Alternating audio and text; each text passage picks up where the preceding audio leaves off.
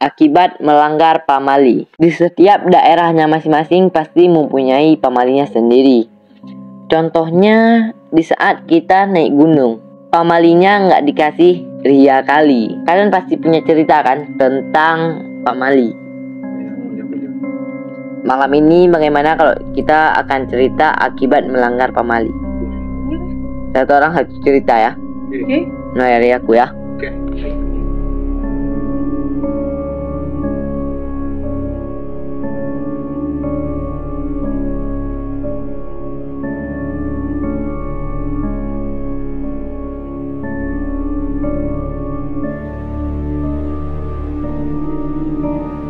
Jadi cerita aku ini aku dapat dari teman aku.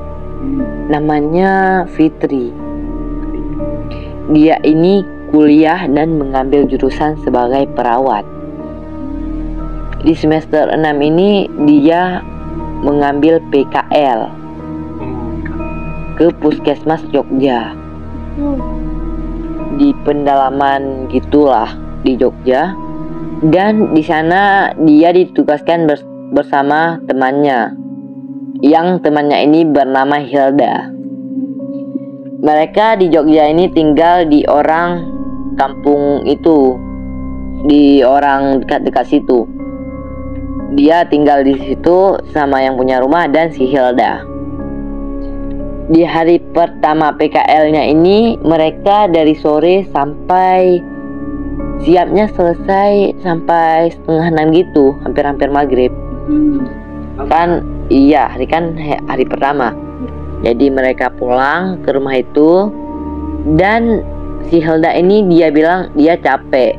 Dia bilang aku capek. Kan maklum kan baru hari pertama. Dia bilang dia capek. Habis itu dia bilang aku mau tidur. Dibilang sama si Fitri, Hilda di sini nggak dikasih tidur hampir maghrib loh. Habis itu Hilda ini bilang, alah cuman tidur pun nggak apa-apa. Dia cuma ngesepelein tidur itu. Dia langsung tidur dan Fitri nggak bisa ngomong apa-apa. Dia cuma ngelihat si Fitri tidur, ya udah dia pasrah. Dan mereka bangun dan mereka mau pergi lagi ke puskesmas. Dan dari rumah itu ke puskesmas jaraknya agak jauh, sekitar 2 km. Dan mereka ke puskesmas itu harus jalan kaki. Di situ di pertengahan jalan, Hilda bilang kaki kanan dia agak nyeri gitu, sakit gitu di bagian pahanya. Tapi mereka pikir itu cuma sakit biasa. Dia tetap lanjut perjalanan ke puskesmas. Sampai di puskesmas dia bilang ke Fitri, Fitri, kaki aku sakit di sebelah kanan. Fitri pun jawab, oh iya. Akhirnya dia bilang Fitri, biar aku urutin. Mungkin kan bisa sembuh dengan diurut. Lalu diurut sama Fitri. Udah sekitar jam setengah 6. Mereka udah siap nih, udah selesai pekerjaannya. Mereka mau balik lagi ke rumahnya. Mereka pulang. Dan di rumahnya si Hilda ini bersih-bersih. Dia mau tidur. Dia ganti baju. Pas di saat dia ganti celana, dia ngelihat di pahanya itu kayak ada goresan tangan. Cakar. Iya, 4 tangan, 4 jari gores dia di paha kanannya. Iya, kayak kegores gitu. Dia bilang sama Fitri, kok bisa kegores ya? Fitri bilang, aku nggak tahu. Padahal kita kan nggak apa-apa, nggak ada kejadian apa-apa. Cuman tadi ada sakit nyeri sedikit. Akhirnya mereka nggak pikirkan mungkin kena apa kayak sikit gitu. Lalu mereka lanjut tidur karena besok mereka akan pergi lagi ke puskesmas. Besoknya bukan kaki dia malah mendingan, tapi besoknya pas dia bangun badannya ini agak lebih berat. Semua badannya ini agak pegel gitu, sakit. Tapi dia tetap ke puskesmas. Dan mereka lanjut ke puskesmas. Sampai di puskesmas dia kayak suruh pasang koyok sama si Fitri. Siapa tahu setelah pasang koyok bisa agak mendingan gitulah. Iya. udah kayak biasa lagi, udah waktunya mereka pulang. Mereka pulang lagi, dan di hari itu si Hilda ini mandi. Dia mau mandi di sekitar jam 6 gitulah. Dia mau mandi, kan biasa habis PKL di puskesmas itu kan capek dan badannya ini kayak pegel-pegel gitu, jadi dia mandi biar fresh. Dia itu lanjut ke kamar mandi.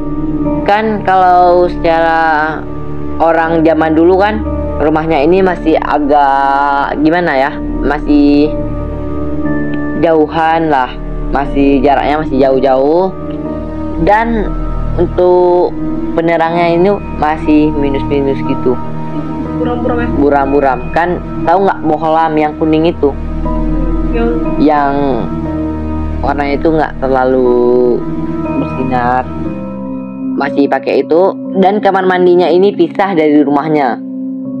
Dan kalau untuk pinggir-pinggirnya itu cuman menggunakan seng. Dan lantainya ini juga masih semen. Di situ dia mandi, dan goresan di pahanya ini masih ada. Belum kayak memulihkan sedikit pun belum.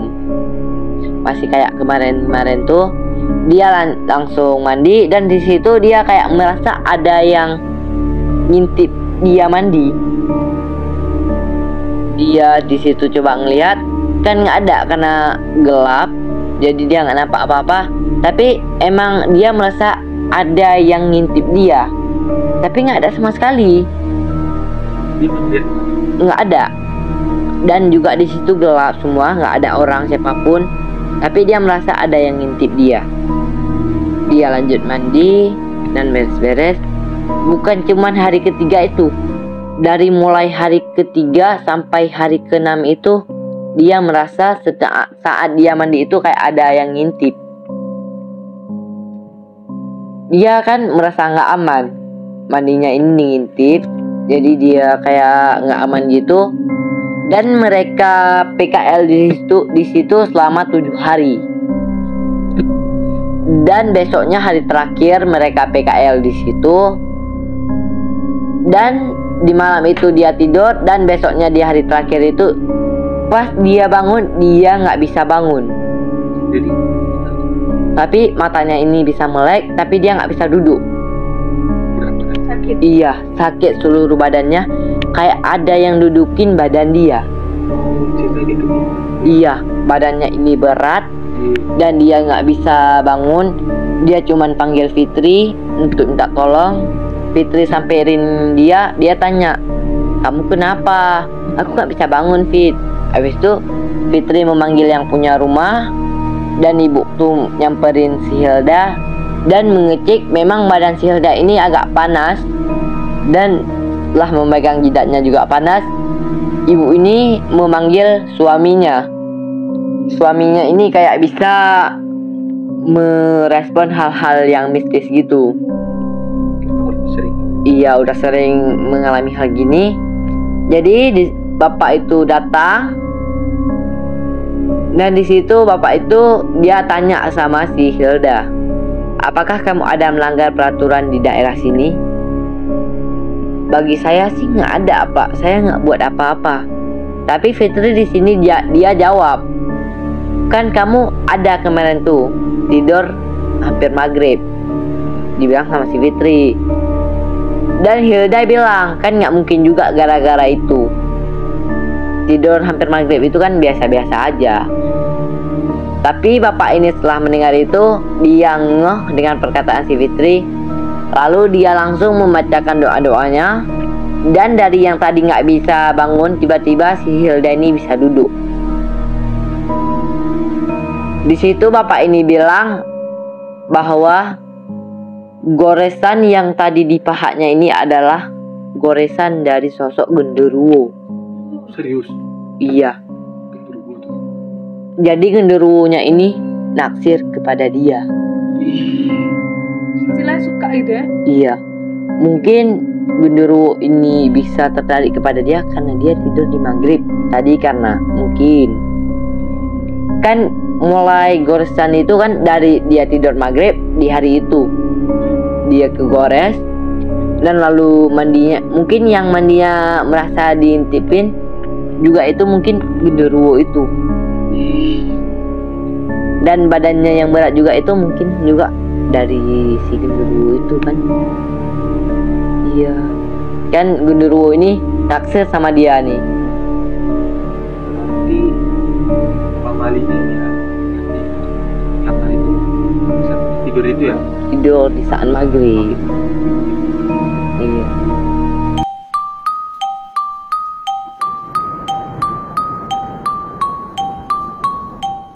Aku juga punya cerita nih yang terkait tentang pamali tadi, larangan-larangan yang memang nggak boleh dilanggar di tempat tertentu kan. Ini kejadiannya dialami sama kawan aku. Kawan aku nih namanya Iqbal.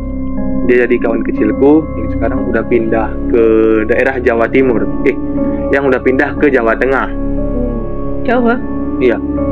Yang dimana lokasi Gunung Angker ini itu dengar-dengar ya, tempat bekas perperangan antara kerajaan Majapahit dengan kerajaan Kediri. Oh ya, lokasi ini juga dekat dengan Candi Ceto. Lanjut lagi ke cerita yang kayak aku bilang tadi, ya pastinya gunung tertinggi ke-6 di daerah Jawa. Pastinya kita tahu untuk mendaki itu butuh waktu tempuh yang agak lama. Kata si Iqbal ini, waktu tempuh untuk mendaki ke puncak gunungnya butuhkan waktu 6 jam. Itu pun tanpa istirahat-istirahat. Jadi full jalan terus, nggak boleh istirahat, nggak boleh singgah-singgah. Sedangkan si Iqbal ini dengan bokapnya, dia orangnya itu santai. Jadi santai-santai, biasa-biasa aja. Dia jalan santai. Jadi berangkat dari jam 9 pagi, sampainya itu maghrib, kan lama. Itu pun belum sampai ke puncak. Jadi baru sampai ke pos 5. Yang dimana pos 5 ini memang udah dekat dengan puncaknya. Oh ya, di pos 5 ini juga ada disediakan tenda-tenda untuk kita berkemah gitu. Untuk kita menunggu situan untuk melanjutkan perjalanan esok hari. Jadi tahu sendiri kalian, mungkin kalau kita pergi mendaki gitu, tentunya kita mau bakar-bakar, mau masak-masak, ya kan? Ya, terjadi juga sama si Iqbal sama bokapnya juga. Orang ini mau masak-masak. Pas orang ini mau masak-masak, tiba-tiba hujan deras turun yang mengakibatkan orang ini nggak jadi masak-masaknya. Berujung orang ini cuma buat kopi lah, buat kopi, minum sambil bercerita hingga sampai jam 8 malam kalau nggak salah ini diceritakan sama si Iqbal. Oh ya, pas jam 8 malam ini bokapnya si Iqbal ini ya udah ngantuk. Tahu kan, dengan suasana di gunung itu kan dingin tuh, lagi tambah hujan, ya pastinya enak lah, nyenyak lah buat tidur. Jadi bapak ini udah tidur duluan dengan lelap, dengan tidur pulas. Sedangkan si Iqbal ini dia nggak bisa tidur. Jadi di situ tuh cuman nulis buat jurnal gitu, nulis gitu, jurnalis apa lagi gitu, untuk apa, buat dia ngantuk. Tapi sayangnya dia nggak ngantuk. Dia nulis itu sampai jam 12 malam. Dari mana pas jam 12 malam itu katanya dia sesak kencing. Kalian tahu sendiri kan, aturan pamali itu, aturan yang nggak boleh dilanggar itu pas ketika berjalan di gunung itu, kita nggak boleh kotor saat perjalanan. Kita juga nggak boleh buang-buang, kayak buang air kecil, buang air besar sembarangan tanpa ada permisi, tanpa ada izin kan. Kata-kata orang Jawa kan gitu. Nah, jadi si Iqbal ini dia kan sesak, mau buang air kecil, sesak kencing. Dia mau buang air kecilnya itu di daerah dekat pohonan besar. Jadi pohon besar, kita bilang kalau nggak salah pohon beringin. Yang kayak kita tahu sendiri, pohon beringin itu kan pohonnya tempat di mana makhluk-makhluk halus itu tinggal di situ, bergelantungan di situ. Rumahnya lah istilahnya. Iya, rumahnya. Jadi dia ya dilampiaskan aja, dibuanglah air kecilnya di situ tanpa adanya permisi tadi. Yang kayak aku bilang tadi kan, permisi itu adalah salah satu aturannya pas dalam perjalanan itu. Jadi dia tanpa permisi itu udah siap melampiaskan di situ, dia balik lagi ke tenda. Pas dia balik lagi ke tenda itu, dia kan nutup lagi tenda, mau lanjut nulis, dia ngedengar kayak suara kalau kita bilangnya apa? Delman ya, yang ada kuda sama gerobak di belakang, Oh iya. ya kan? Jadi ini tuk gitu, sama suara gerobaknya, gitu bawa. Itu suaranya dari jauh, ini makin mendekat. Jadi mendekat itu dia otomatis panik. Sedangkan ini di tengah dini hari jam 12 malam. Ini kejadian ini berlangsung suara ini hingga kurang lebih setengah jam. Dia itu suaranya berputar terus, makin lama makin dekat, berputar-putar di sekeliling tenda ini. Yang lama-lama suara itu meredup hingga hilang. Tapi nggak sampai situ kan di situ Iqbal udah mulai tenang. Ada suara baru yang bikin dia panik kembali. Ini suara ini kayak, tahu nggak orang usil yang keluar tenda gitu? Jadi gitu, kan goyang tenda. Jadi si Iqbal ini ngeri-ngeri sedap lah pas itu. Cuman dia ya siapa mungkin emang orang usil. Dia ngecek keluar, tapi dicek itu emang gak ada apa-apa. Kosong, gak ada yang garuk-garuk tendanya itu, gak ada yang rusuh. Oke. Hingga dia masuk lagi ke tendanya. Pas dia masuk lagi itu, suara itu makin besar, makin mengganggu. Jadi yang sek gitu, ini seruk gitu, goyang-goyangin tenda gitu. Bapaknya ini, bokapnya ini nggak terbangun karena tidur pulas tadi.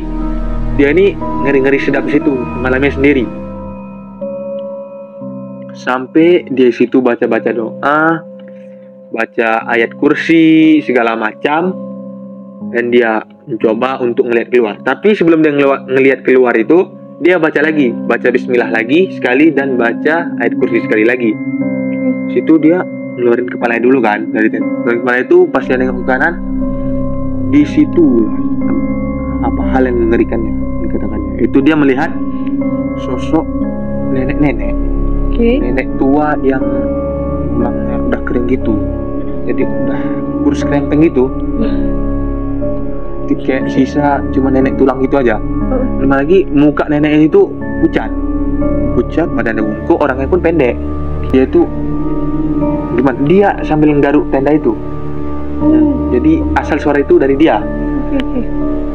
Nenek itu perlahan-lahan menoleh kepalanya ke arah si Iqbal ini. Itulah gitu kan, sambil megang tenda itu jadi gini.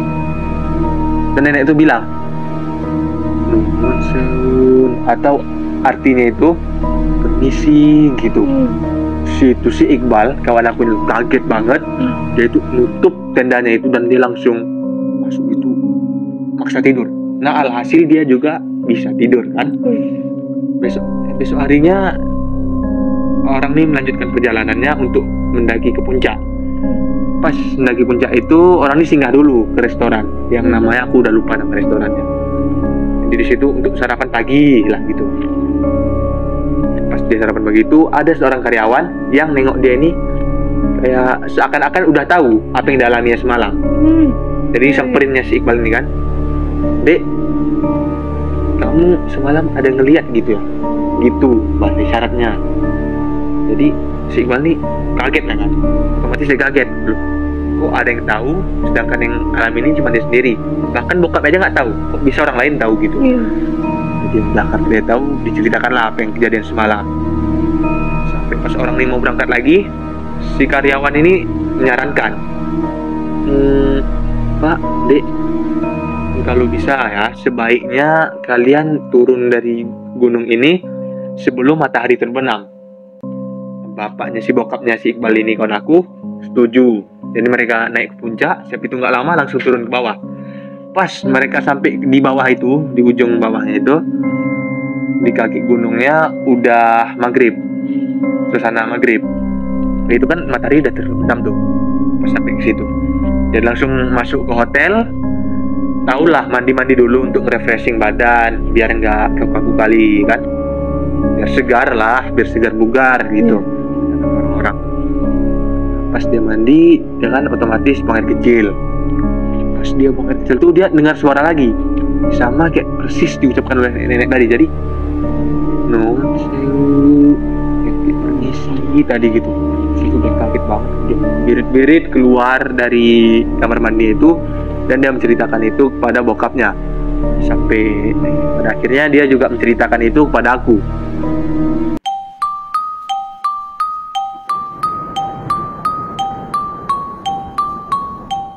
dari cerita kalian tentang pamali, aku juga ada cerita yang aku dapat ini dari temen aku. Namanya Ilham. Nah, kejadian dia ini sekitar 2 tahun lalu. Hari pertama kematian omnya. Nah, di situ kan hari pertama kematian omnya.